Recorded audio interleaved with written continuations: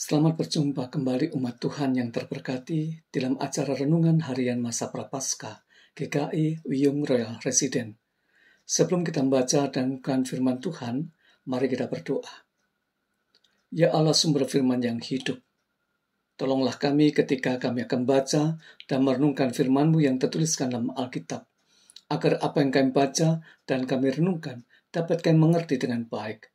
Oleh karena itulah ya Roh Kudus berkala atas kami, sehingga dalam karya-Mu itulah kami bisa mengerti akan kebenaran firman-Mu. Dan bahkan dalam karya-Mu itulah ya Tuhan, kami dimampukan untuk melakukan kebenaran firman-Mu itu dalam hidup sehari kami. Dalam Kristus Yesus kami mohonkan doa kami ini. Amin. Bacaan kita hari ini terambil dari kitab Yunus pasal yang keempat, ayat yang ke-9 sampai dengan ayat yang ke-11. Saya bacakan untuk kita sekalian demikian firman Tuhan. Tetapi berfirmanlah Allah kepada Yunus, layakkah engkau marah karena pohon jarak itu? Jawabnya, selayaknya lah aku marah sampai mati.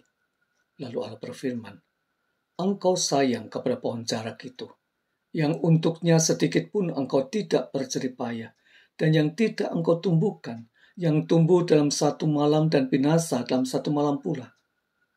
Bagaimana tidak aku akan sayang kepada Niniwe, kota yang besar itu, yang berpenduduk lebih dari 120.000 orang, yang semuanya tak tahu membedakan tangan kanan dari tangan kiri dengan ternaknya yang banyak. Demikianlah firman Tuhan. Renungan kita kali ini saya berikan judul, Kasih Allah melebihi kasih manusia. Umat Tuhan yang terberkati, mungkin kita pernah mendengar pepatah yang berbunyi, kasih sayang ibu sepanjang masa, kasih sayang anak sepanjang kala. Sebagaimana kita ketahui bersama, pepatah ini ingin menegaskan begitu besarnya kasih sayang seorang ibu terhadap anaknya. Namun kerap kali tidak demikian halnya dengan kasih sayang anak terhadap ibunya. Dan pepatah ini dalam realitasnya memang kerap kali terjadi. Masih ingatkah kita beberapa waktu yang lalu media massa sempat dihebohkan dengan pemberitaan tentang seorang anak yang menggugat ibunya di dalam pengadilan terkait dengan harta warisan. Padahal ibunya sudah tua dan bahkan ibunya sudah berulang kali mencoba untuk menempuh jalur damai. Tetapi anak tersebut tak pernah meresponinya dengan baik. Umat Tuhan yang terberkati, kisah Yunus dalam bacaan kita hari ini memberikan versi yang berbeda memang tentang kasih. Bukan kasih sayang seorang ibu dan anak, melainkan kasih Yunus terhadap pohon jarak dan kasih Allah terhadap orang-orang Niniwe.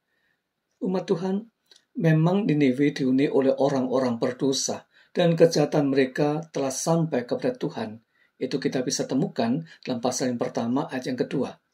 Oleh karenanya Allah mengutus Yunus ke kota Niniwe untuk memberitahukan rencana Allah yang akan membinasakan mereka semuanya. Dan ketika orang-orang Niniwe mendengarkan kemarahan Allah dan rancangannya untuk membinasakan mereka, sebagaimana dinyatakan oleh Yunus kepada mereka, maka segera diresponi berita itu dengan berpuasa dan bertobat atas dosa mereka. Melihat kesungguhan mereka atas pertobatan dari dosa-dosa mereka, maka Allah pun membatalkan rancangannya untuk membinasakan kota Niniwe.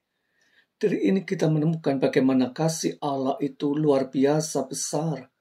Dalam pertobatan orang-orang Niniwe, rancangan itu pun dibatalkan. Namun sebaliknya dengan Yunus, dia marah dan menyesal karena membuat orang Niniwe bertobat. Tetapi ironisnya ketika kita baca tadi dalam bacaan kita, ketika pohon jarak yang menjadi tempat dia bernaung tiba-tiba mati dalam waktu yang sekejap, dan karena itu dia menjadi kepanasan, maka Yunus marah dan menilai Allah telah membiarkan pohon jarak itu mati. Umat Tuhan, Allah menyikapi kemarahan Yunus ini dengan mengajak Yunus untuk melihat bagaimana Allah begitu mengasihi umatnya. Allah tak pernah kehabisan kesabaran dan kasih-Nya kepada ciptaannya. Bahkan mereka yang telah mendukakan hatinya sekalipun, Allah tetap akan memberikan pengampunan ketika mereka bertobat. Tangannya senantiasa terbuka lebar bagi umatnya yang mengakui dan menyesali dosanya. Pengampunannya tetap akan dianugerahkan. Dan ini sangat jauh berbeda dengan manusia, di mana kasih kerap kali dikaitkan dan terkait dengan manfaat yang didapatkan. Selama mendapatkan manfaat dari kasih yang diberikan, maka kasih itu akan tetap diberikan. Namun sebaliknya, kalau tak mendapatkan imbalan yang sepadan, maka kasih itu akan berubah menjadi kebencian. Melalui bacaan kita hari ini, kepada kita diperlihatkan sedemikian besar kasih Allah atas manusia, bahkan dosa dan salah manusia itu tak akan pernah bisa menghabiskan kasih Allah. Sebab Allah sangat mengasihi manusia. Allah lebih mencintai kehidupan manusia dibandingkan kebinasaan. Oleh karena itulah umat Tuhan kasih Yesus Kristus, di masa-masa prapaskah ini, ada kesempatan bagi kita untuk memeriksa di hadapan Tuhan. Apakah kehidupan kita sudah berkenan di hadapannya? Apakah karya penebusan Kristus di atas kayu salib telah kita responi dengan baik dalam memberikan diri kita kepada Tuhan Yesus untuk ditebus dan diselamatkannya? Dan ketika kita memeriksa kehidupan kita, dan kita menemukan ada dosa dan salah kita, maka seberapa besar dosa kita, Allah berkenan memberikan pengampunannya sebagaimana yang telah dilakukannya terhadap orang-orang Niniwe. Oleh karena itu, jangan pernah ragu, jangan pernah malu, jangan pernah takut untuk datang kepada Dia, memohonkan belas kasihannya.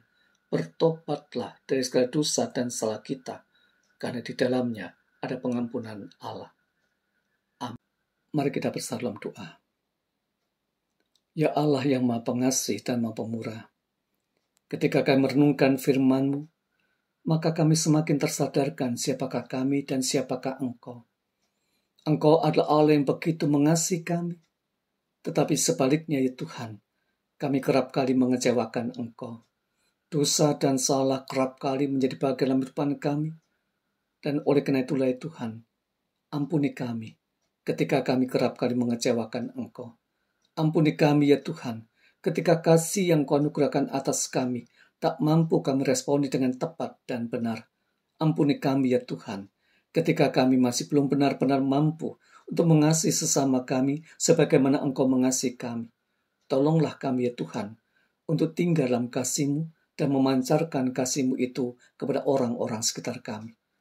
Tuhan, kami juga mohonkan berkat-Mu untuk kehidupan kami sepanjang hari ini. Berkatilah kami ya Tuhan, sehingga dalam berkat-Mu itulah maka kami boleh menikmati kehidupan kami ini dengan indahnya.